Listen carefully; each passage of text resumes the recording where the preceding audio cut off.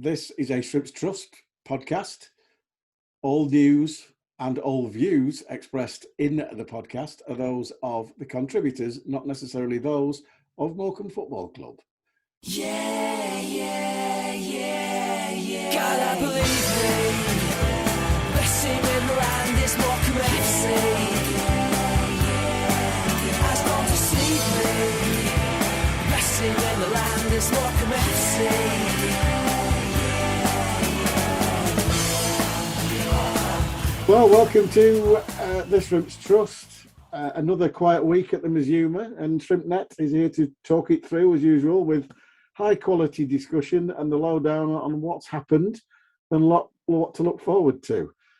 Joining, I'll call us the three musketeers of myself, Joel from the Trust and Charlie from the boardroom, is a first time guest and the D'Artagnan of the Mazuma, the returning swordsman.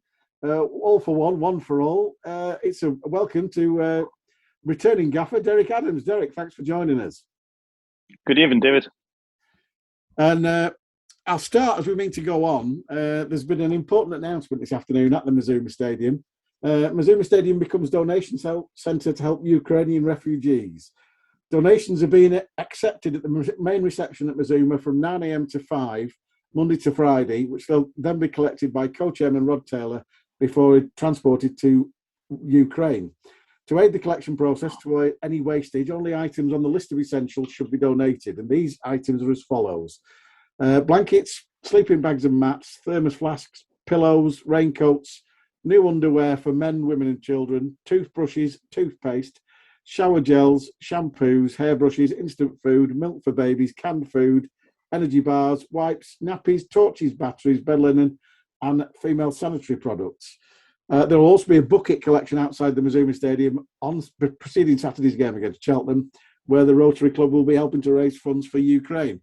Obviously, this affects us all. There are bigger things than football, and I thought it was important to talk about that. But let's move on and chat, obviously, with Joel and with Derek and Charlie. The last week we've played Plymouth away, 2-0, we lost, 1-1 at Bolton. We'll start with Plymouth.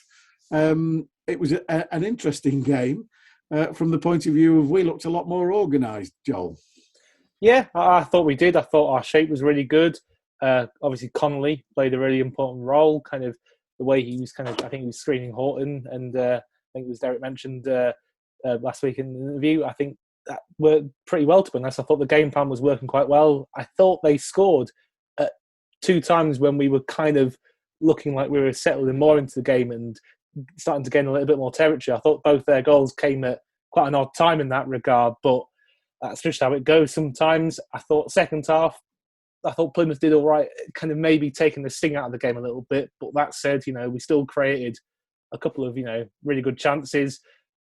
Unfortunate not to score really in the end. And, say John Obika puts that chance away.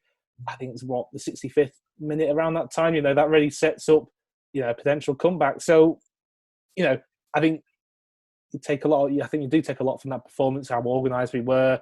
I think we can start to see us forming as a side under Derek a bit more. And yeah, I think there were positives despite the result. Definitely a few positives from that. And Derek, it must have been quite difficult because obviously there was an illness running through the camp. So your plans probably changed fairly quickly, didn't they? Yeah, I mean, we had 5 players that were out through illness for the game. 3 that were going to be in the squad of 18.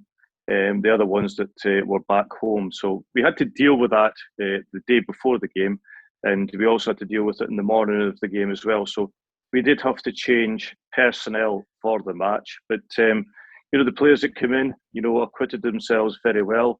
It was a difficult game going into it because Plymouth Argyle are looking to get into the promotion places, and ourselves are looking to get out of the relegation places. But I thought we, played well. We limited Plymouth Argyle to very few opportunities. The goals they scored were poor from our point of view, and we did, have some really good opportunities in the game that we feel that we should have scored from. And I know you were watching, Charlie. A long way to go. We haven't got a successful record really at Plymouth. I don't think I've ever seen us get anything there, but we did look better organised. And as Derek has just said then, we had the chances, and it's been the story of the season, really, that we've had the chances and not taken them. Yeah, it was. I managed to get there actually. Freeze. I actually drove 190 miles in quick time with Parkinson's. It wasn't easy, but I got there and back safely, which is good. But the thing I love about Derek was he was so calm. We had all the injuries. There's a couple of times. Remember Leighton Orient, Derek, when we had a couple of injuries last season? Yes, I do. Yes. Same thing where doesn't moan, doesn't panic, takes all in his stride, calming influence, and I thought we did really well, and the fans made a long journey. We're all pretty pleased what we did. I think we're pretty proud. Yeah, it's just like I say, it must be tough to try and make an impact in such a short space of time, and then having your plans completely decimated on a Friday. So I suppose it's quite understandable, really, that a team like Plymouth get a couple of goals ahead, and as Joel said, they shut the game down. But moving on to Tuesday night, Bolton, again, perhaps not the starting lineup that people expected, because still people were recovering from the illness. Aaron Wildig goes off injured. Carl Bennett goes off injured. I mean, we've Reece Bennett, sorry. We've had one of them games where again we've defended absolutely brilliantly for 93 and a half minutes, and we've conceded in the 94th, and that's frustrating, Joel, isn't it? Yeah, it was a real gut punch. I think, first 15, 20 minutes, I think Bolton definitely kind of came out of the traps pretty quickly. But after that point, I felt, managed to put them at arm's length a bit more, have them just, have their centre-backs faff around with the ball basically quite a lot of the time. And, so really it was kind of successful from that point of view. And then obviously good bit of work up the pitch, like chasing people down, gets us the goal, going ahead at half time. And then second half, I thought we were particularly resolute. I think once you get that goal and the home crowd start to turn a little bit, the Bolton players are maybe not taking as much care and time over the ball. They're hitting the long passes. They're starting to get frustrated. And it was working generally. It was working, but just right to it worked for so long, until the 93rd, 94th minute, and to concede like that, it was gutting. At the same time, again, you've just got to try and take the positives from that game. To have defended so well against the team, I think they've won like 7 on the bounce at home before that, and to say we were about 30-40 seconds away from ending that by ourselves winning. I mean, we've ended it anyway with the draw. We have to take the positive. I think we look back on these first 3 games we've done with Derek, they've been super hard games at Ipswich, Plymouth and Bolton. So, yeah, it's been tough. I know obviously you don't want to underestimate going forward, but Cheltenham probably not quite as difficult as those 3. But yeah, to come away with a point at the start of the game, I probably would have. I would have been reasonably happy with that. But at the same time, to have it happen that way, it's got him. But you just got to take the positives. Derek's delighted that the first 4 games he's watched since he came back were Rotherham away, Ipswich at home, Plymouth away, and Bolton away. Not bad. No, it has been tough, and I'll come to Derek now. I suppose most of us would be, if you'd have said beforehand, would you take a point, would have snapped your hand off. But I suppose when you look at the game, the way it panned out, it was a gut punch at the end. But we've got to be proud of that performance, because again, as I alluded to before, we lost Reece Bennett, we lost Aaron Wildig, we reorganised. You did what you do really well, which is like you spot how teams are playing and you work out how to nullify them. And it very, very nearly worked, didn't it, Derek? Yeah, I mean, I think that, going into the Ipswich game was always going to be difficult because I came in 2 days before, and I think that, at half-time we changed the system. That helped us, and we got a point in that game against, as Michael Appleton said, the Lincoln City manager, the best team that he's seen in the division. Then we have to go to Plymouth Argyle, who have done really well this season. And I felt that we stopped the threat on the day of the players that they have, got, and, we caused them problems. And it was the same the other night. I think that at Bolton Wanderers, they play a very risky game, a game that does produce, big results for them. But the one reason for that is that they've got Santos at the back that is very quick, strong, and they can do that. But I still think that we created some really good moments in the game. Dylan Connolly, Adam Phillips, and Cole Stockton, still had some good opportunities. We had a stonewall penalty not given when we were 1-0 up, and the team understood what we were trying to do. It's not easy when you come into a new group how quickly you've got to adapt, and I would say that the players have adapted quickly to that style and system. It's funny, Derek, because from that point of view, you coming in the way you have and knowing that you've got a limited number of games left, it's got to be quite difficult for you to sort of assess and put things into place. That's got to be, obviously, from now till the end of the season, it's going to be ongoing, isn't it? It is, because when you come in to see the players that you've got in your squad, you've got to assess the best system of play that's going to enable them to get the best results. You can all think that you want to play in a certain way, but you might not have the players that can play in that system. And that's what a manager, a coach, a leader has to do. He has to assess his squad. And we can all come in and say that we want to be a possession-based team. But I haven't seen, possession win football matches. I've seen chances created and goals scored win football matches, but I still have yet to see a team score and win with just total possession. But that's another thing. I think that we've got to create good moments in the game and get the goals. But the players that we have in the squad, have responded well. And looking at you coming back in, and particularly the Bolton game, you immediately you've made it clear that there are certain players that from your time here last season that you trust, and obviously Aaron Wildig and Adam Phillips to a certain extent have been not peripheral figures, but not really central figures, and they appear to be quite important to you as attacking midfielders. Am I right? Yeah, I mean, I understand the way that they play, the way that they want to play, and the benefits they bring to the team. So then I've got to understand how best can I form a team to have them in it, because they can score from midfield. How can I get players in a different position to sometimes help them out, which you have to do. And I always believe that you need your best players on the pitch, the ones that can score goals, that are proven to do that from midfield. And these two have done that, for me in the past. And I'll go back to something you mentioned there, and it's often said that decisions do pan out over the season. And I take your point. It was a stonewall penalty on Dylan Connolly. Anywhere else on the pitch, that might well have been if it was outside the box, it might well have been a red card, as it might well have been in. But obviously, I don't think the officials go out there to actually make bad decisions. And ultimately, we're due a bit of luck, Joel, aren't we? After a couple of decisions in the past few weeks. Yeah, I was behind the goal for that Connolly one, and it was on the level of that Doncaster one earlier in the season when their keeper rugby tackled Greg Lee. Yeah. It's one of those. I mean, you're right. Obviously, you'd like to think they don't go out there with the intention of making wrong decisions, but I just can't really see what he thought might have happened instead.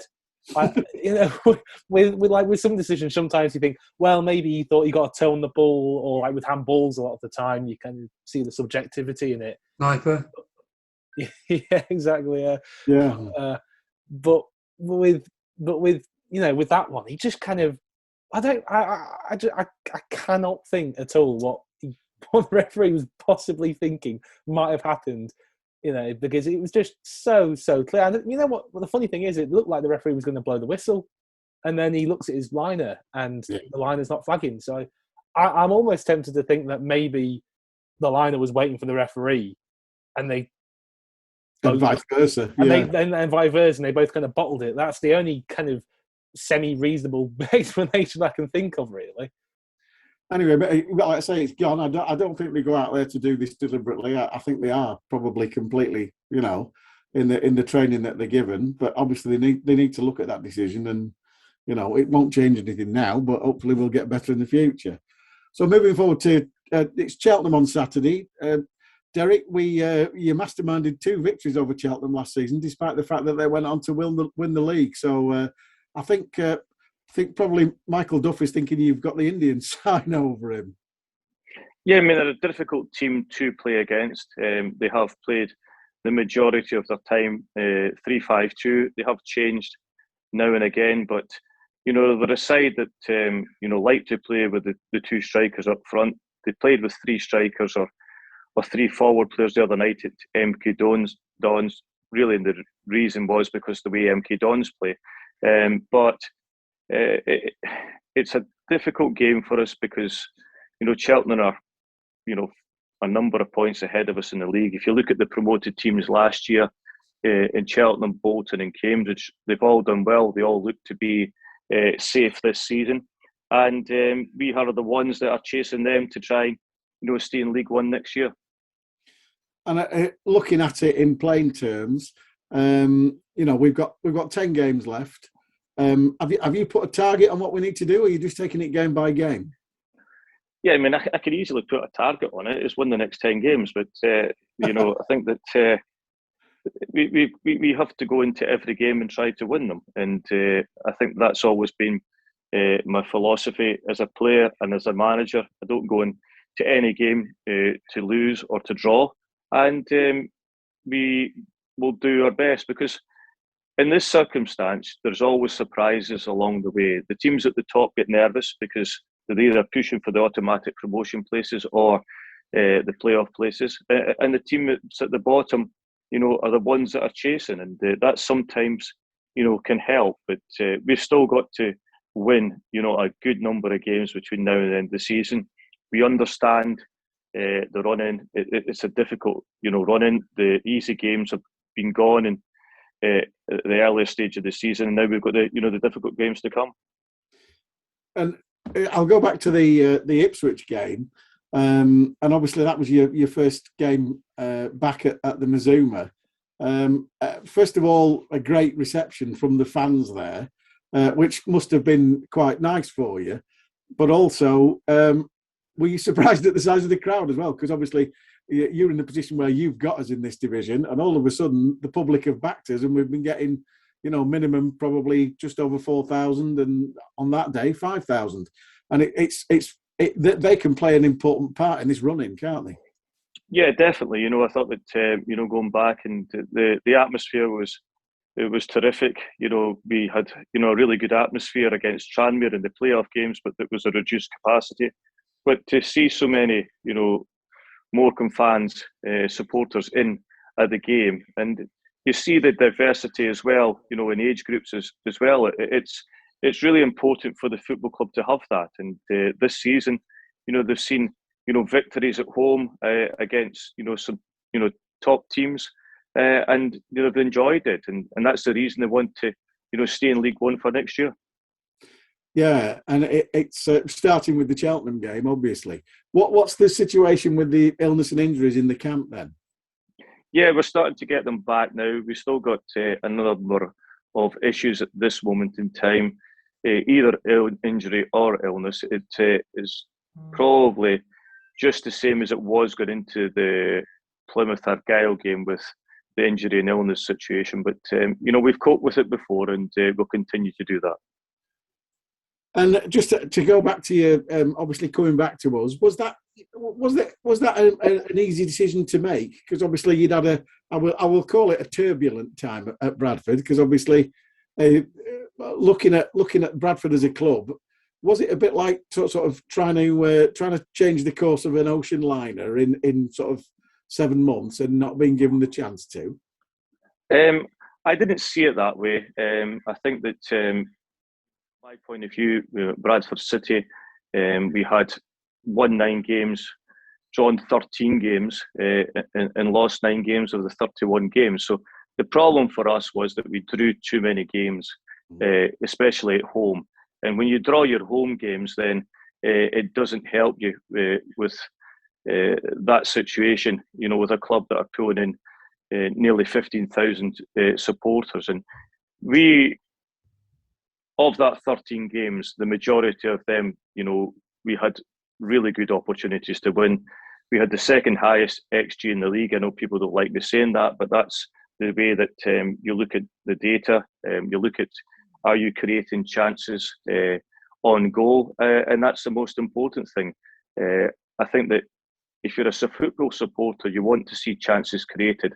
And I know people talk about possession-based football, but I didn't think, well, I've never grown up to go and watch a team pass the ball in their own half to death. I would rather go and watch a team create, good openings. And I think that that's, always been my philosophy. But, some people have, different ideas. It didn't work out.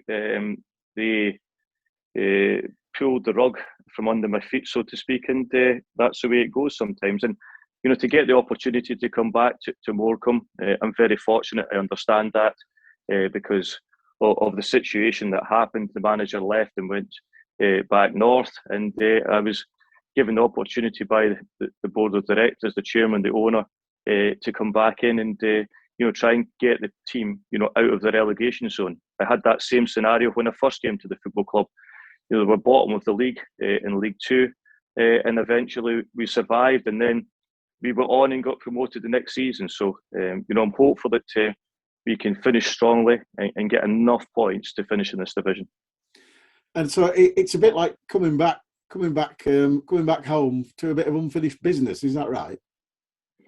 Yeah, I think that I left because my remit was to get the football club out of the division, and we got promoted in super quick time. There was a 3-year plan to do that. We did it within that period, and I obviously had to look at the situation, and I've got to give credit to the owners, the board of directors. They've put a lot of energy and effort into behind the scenes. They have improved it. There's more staff working at the football club. We're trying to, become better on a training base as well. That's hopefully going to improve, over the summer months. And these are areas where, for me, it was difficult to see if that was going to come to fruition. It certainly has in many areas. There's still got work to do, but we've got a group of people and investors and board of directors that want this football club to succeed. And I'll come to Charlie. Charlie, obviously, it came about fairly quickly that you got together with the other board members, and Derek became available, and he seemed the perfect choice. And it was a pretty easy decision, from what I understand. Yeah, an absolute no-brainer for me, really. As Derek knows, I spent many a time trying to convince him to stay. In the first time, it didn't succeed my mission, but hopefully everything happens for a reason. I think we get on really well with Derek. He's a very, very straight-talking individual, as you know, which we really like. I am as well. And when people say to people like me and James, we've been saying a lot of people across the football world that Morecambe will never get there. We are motivated to do the 3-year plan. Whoever the managers, whoever the players, whoever the directors are, hopefully the plan will stay there no matter who it is, whether I'm here or not. Where it'll just always be trying to progress the club, trying to move things on. And I'm really pleased Derek said that, because we're really, really wanting to stay and help us finish the mission, because he helped us start it. We would get on really well, and we aren't all talk. We want to make the improvements, which is, and Ben Sadler's really helps with that as well. So all in all, delighted he's back. I'm also glad that he doesn't think the Morecambe crowd consists of Freez, Glenn, Charlie, Rod, Graham, and James. The only 6 Morecambe fans that watched all the games last season are actually some fans that watched the match, which is good. I think that's Derek, actually. Derek, we witnessed last season so many late goals. Why do you think that was? Why do you think we scored so many late goals in injury time last season, and we haven't done this season? I think that comes with confidence, and I think that we're in a different league this year. The quality between League One and League Two is, in my view, a massive jump. I think that there's a lot of good teams. The players and most teams in this division that are higher up. You probably have in League Two, you maybe have 4-5 players in the top teams that are decent. There's this league here in League One. You've got at least 8 players in the team that can all play and pass the ball and keep on going. And I think that the quality just becomes better. And I think that I think there's a lot more risk taken as well in League One because they feel that they have the ability to do that. And I think that's just the difference, is the quality. And final question about late goals. What was your favourite late goal of last season? I don't know how late it was, but I always enjoyed Forest Green. I knew you were going to say that. I knew it. It's my favourite as well. Absolutely brilliant. I'm so glad you said that. Yeah, that was brilliant. You loved it. You absolutely loved it. I should have said your favourite goal was Forest Green. I'm glad you said that. You loved it. I really enjoyed that moment, and the nearest player to me, who was probably 5 yards, was Jan Songo, and I can remember hugging him to death when we scored that, because I knew how important a goal it was. And but listen, going to Wembley and Carlos, scoring a late penalty kick, topped it all off for us. Amazing.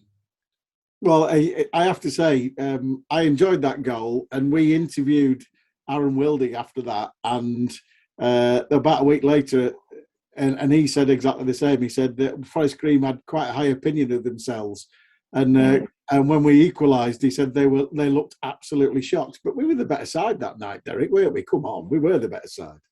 We were. We went toe to toe with them, and I think that when we did that a number of times last year, teams didn't understand how to get the better of us, and that was, one of the reasons why we became successful. You asked me for what was my best latest goal. Is that what you said? Something along that lines. I know that was the best English, but Salford was decent as well because 2 goals in injury time against Salford was very, very nice. And topically, Cheltenham. Yeah. Yes, yeah, no, I agree with that as well. It was great play from Michael Linden and Carlos as well to get that goal. Yeah, they were all great memories, and obviously, Salford goes down as my favourite, but only because my commentary made the blooming national headlines because I was that incredibly biased and whooping and hollering. But there you go. I enjoyed it. I've got fond memories of your commentary for that one. I remember I was upstairs. I was actually working at the time. I was upstairs in my office and I had rubbish Wi-Fi connection. So I had my laptop by the open door so I could actually stream the game properly. And then I was jumping around shouting. Oh, God, it was something else. Yeah, that was some night. So I'll go back to the happy memories, Derek. Obviously, for you to come back and still know 7 or 8 players, that's got to be an advantage. Did you? And I'm just being honest now. Cole has been with us a long, long time, and he's surprised a lot of people in this division. And I do remember, and I've used this quote 2 or 3 times already on this podcast. Tranmere fans said he wasn't good enough for League Two, and they're perfectly right because he's too good for League One. But coming back and seeing Cole still here, that must fill you with he was fulcrum to what we were doing last season, wasn't he? Yeah, he was. He did exceptionally well last season, and this year, to do as well as he has done so far and to score the amount of goals that he has, he's been phenomenal. And he. All he has to do now is, to keep on going and finish with as many goals as he can between now and the end of the season, because I think that's important for him and obviously the team, but himself as an individual to try and get to, say, 25, goals, maybe more than that in a league campaign, and he's, would be, a phenomenal achievement. I'm going to hand you over to Joel now, who's probably got a few more technical questions for you than I have.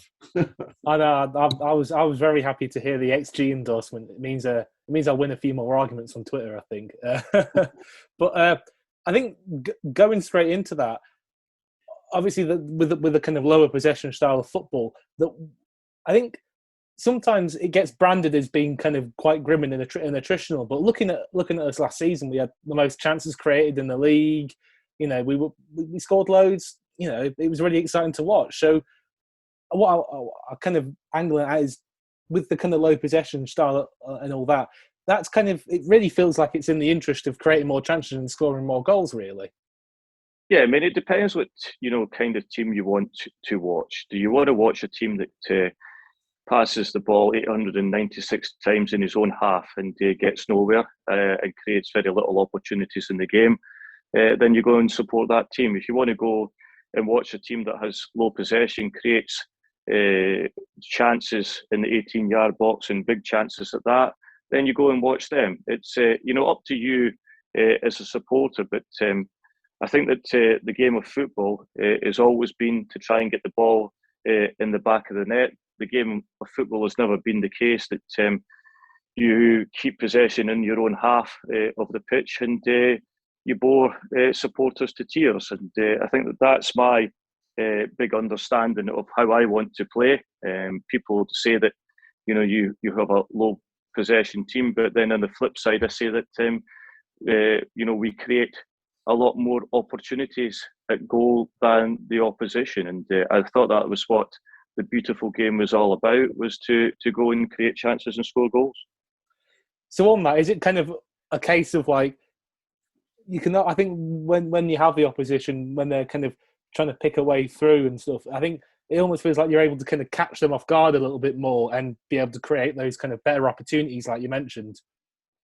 I mean, listen, there's a whole host of things. I mean, if you look at it, and I could be blunt, if I want to be, and I probably will be, is that, you look at coaches and managers and they pass the ball later, they launch it into a striker. They can say that they're going to stretch the pitch, but if you look at it, they're a long ball team. They pass the ball to a goalkeeper, back to a centre half, and they launch it forward. And nobody else is going to tell me that they pass the ball out from the back, that they're a pass the ball or a possession-based team. I understand the philosophy that they're trying to do. They're trying to stretch the game, but in the end, some supporters, some chairmen, some directors of football, whatever, see it in a different way. But all I want to do is to get my team winning. And if the ball is passed into the opposition half as quickly as possible, through the thirds into space, I mean, what you've got to remember is that I've played with players. I did it at Plymouth Argyle. I did it with Morecambe last year. You're going to tell me that Carlos Gomez, Wildig, Phillips, John O'Sullivan, liked the ball playing long? They didn't. We passed the ball very quickly into the area because we had good technical players. We found a diagonal pass now and again, which allowed us to get in behind. And that is the philosophy of the game, is to win football matches. And whatever way that you're going to do it, then you do it. But listen, there's up-and-coming coaches. There are coaches all over the world that will bore you to tears and tell you what they're going to do. We just got to get on with that and see how well we do. So kind of on those attacking players you mentioned, that I get the feeling, kind of speaking to them on the podcast, that you gave quite a lot of freedom to express themselves going forwards, and I thought that was quite an interesting thing. Is that something that you aim to do with your forward players, just like allow them to kind of express themselves? Yeah, I mean, I don't play with two strikers up the pitch, and the reason for that is that it makes it easier for the opposition defenders. The opposition defenders then can go 2 for 2 at the back. Then you don't have an overload anywhere on the pitch. And what we try to do is to create overloads. And the overload might be that you've got an extra centre midfield player, you might have an extra defender, but the extra defender then can move into midfield and create an overload in midfield.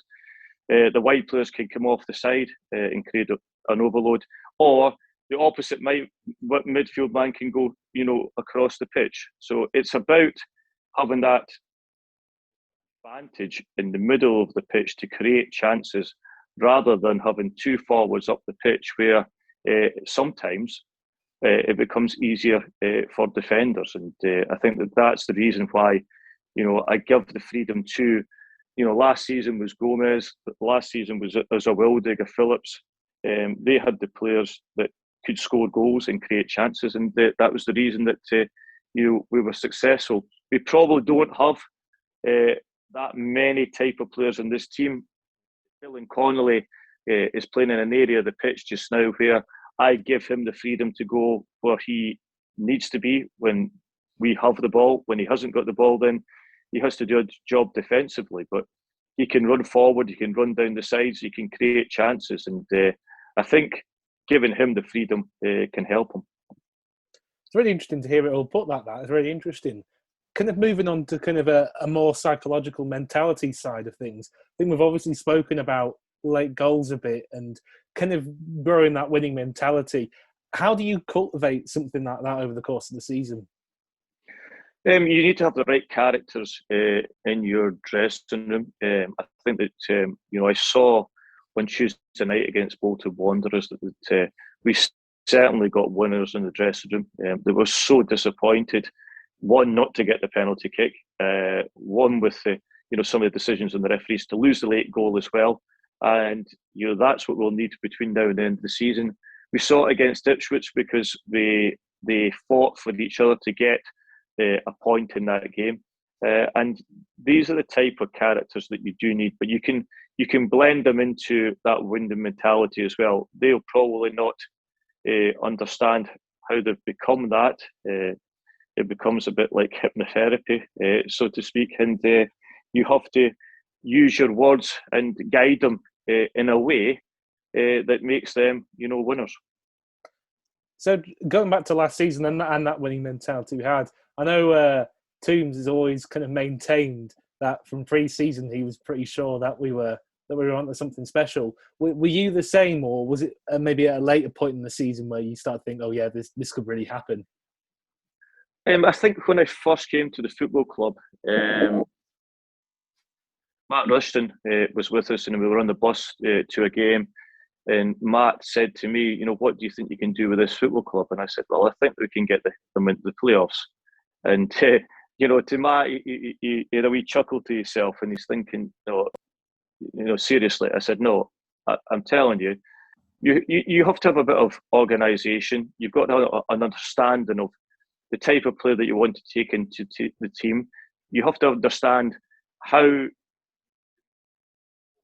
and build a team. And I felt that I could do that with Morecambe because I was given the freedom to do that. I've been at a football club where I've just left, which is probably the only football club that has really stunted the growth for me in building a team. And that'll probably, is a disappointment. But, the other teams, Plymouth Argyle, Ross County and Morecambe, the ones that have allowed me to do that, I've seen that success, and we got to the playoff final and won.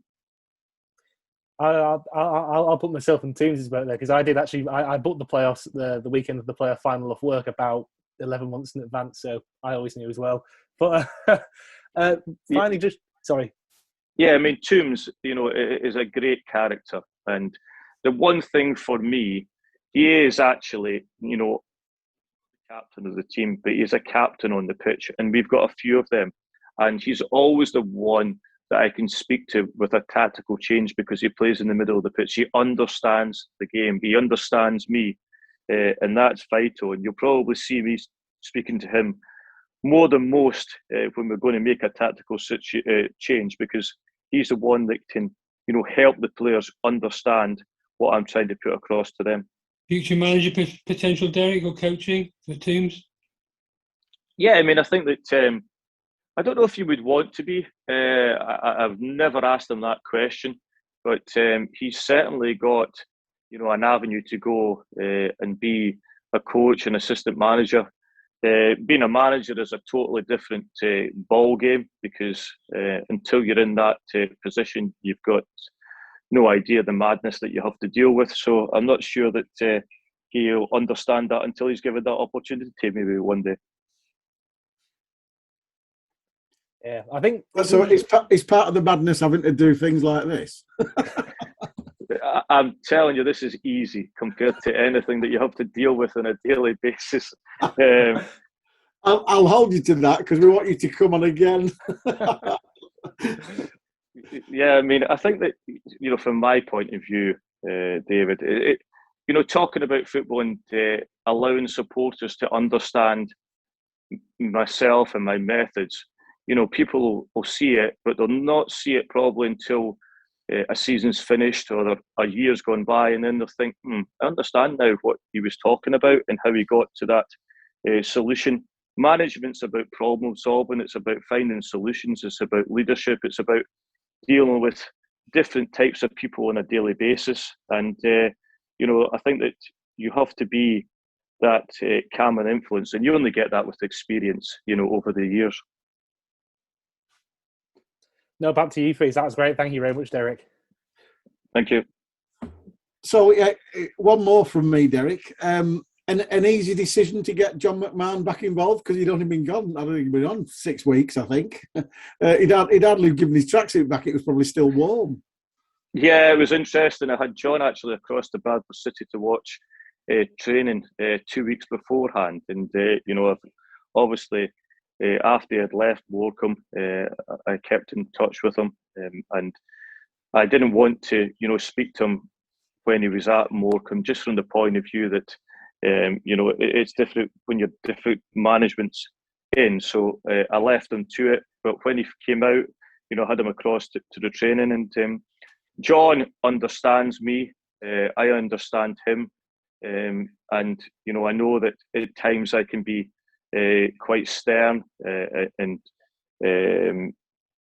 difficult. No, I wouldn't say difficult. I know what I want to do, and John understands that, and he helps me because himself is an experienced person.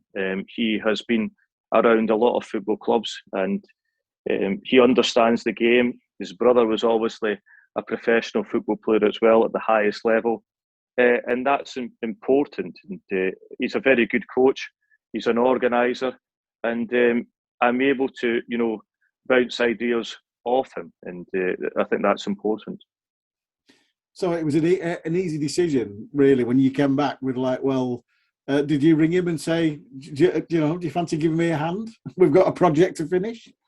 Yeah, I mean, I did say that. I phoned him and said, listen, there's a possibility that, I could be going back to Morecambe. Would you like to come with me? And he said yes. And so that, before, accepting the position, I had to be sure that I was going to come back in with someone that I understood.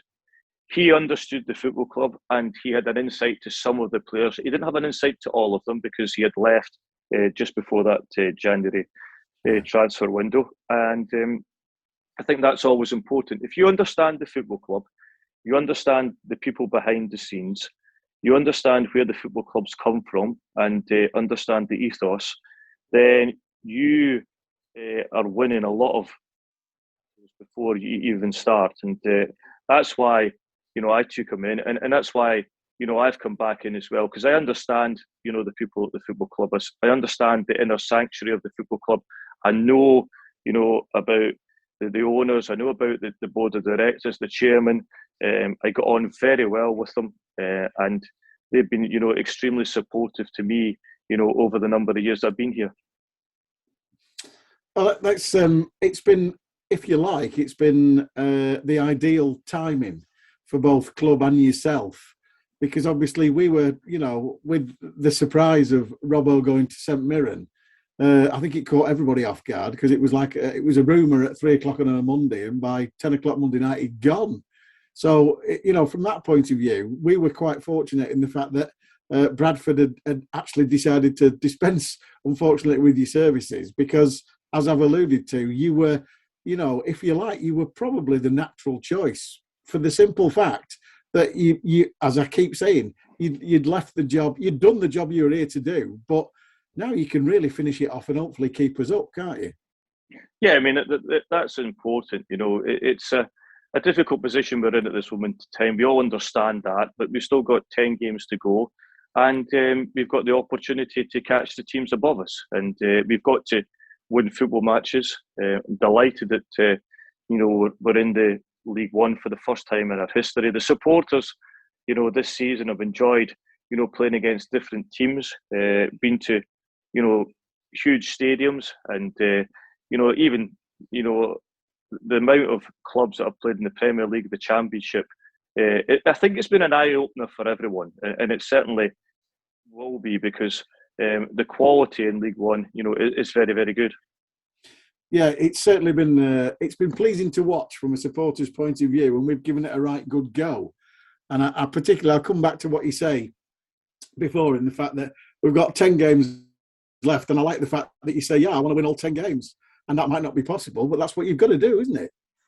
Yeah, I mean, I always go back to my days when I was at Aberdeen as a player, and the manager there at the time put out a questionnaire and how many points they were going to get in the season. And so I put down my points total. It was about 80 odd, maybe 90 odd points in the season. And he came back to me and said, what do you put, such a ridiculous points total on? I says, well, if you want me to go on the pitch and you want me to lose a game, I'm not the player for you. And we ended up finishing just outside the European places. So my psychology is to go onto the pitch and win every game. You got to remember, I was at Ross County Football Club when we were in the first division at the time, and we went to Hampden Park and beat Celtic. So if anybody put a bet on that day that we were going to beat, Celtic and reach a Scottish Cup final, then well played to them. But that's the psychology that you need to get. There wouldn't have been a lot of people that thought Morecambe Football Club could get out of League Two into League One. We've done it, and we continue to become stronger as a club. And obviously, we want to be in League One next year. I love the fact that you're using "we" as well. That's lovely to hear. I'll move on to Charlie now. Charlie, obviously, I opened with the update saying that the Mazuma is going to be a receptacle for donations to Ukraine.